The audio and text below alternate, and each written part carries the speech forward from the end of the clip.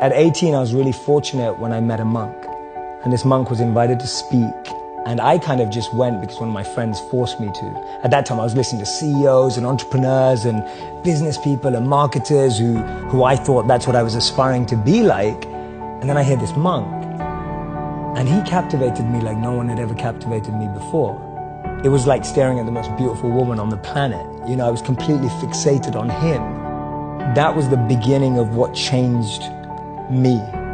Because I went from being someone who did only want all those things to become successful and trying to, but I started hearing my own inner voice much more in all that noise that I had around me. He's given up everything that I'm chasing and that all my friends are chasing, but he seems happier than anyone I've ever met before.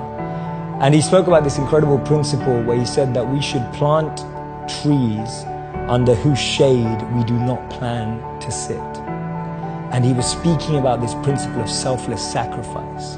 And that kind of just penetrated me right there. When he said the words selfless sacrifice, for the first time in my life, I felt a thrill about something that I'd never felt before. I thought, wow, giving up everything you have for the service of others sounds like the best thing you could possibly do. And I don't know why I had that thought, because I wasn't a spiritual kid growing up. I wasn't a religious kid growing up. I wasn't even a good kid growing up.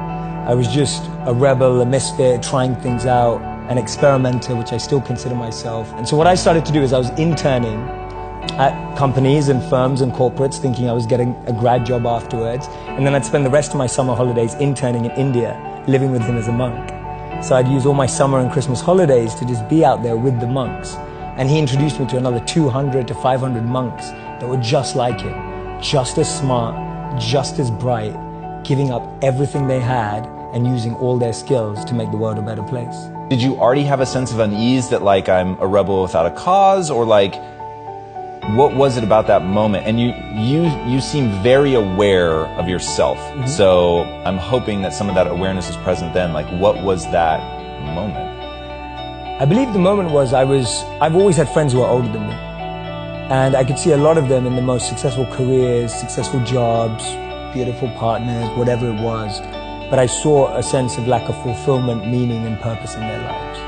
And I've always been an observer, and I would see these people who are like 5 years older than me, 7 years older than me, maybe 10 years older than me. And I'd be watching them and go, is that the life I want? And often the advice I give to people today is fast forward where you are, look at yourself in 10, 15, 20 years time, and ask yourself the question, is that where I want to be?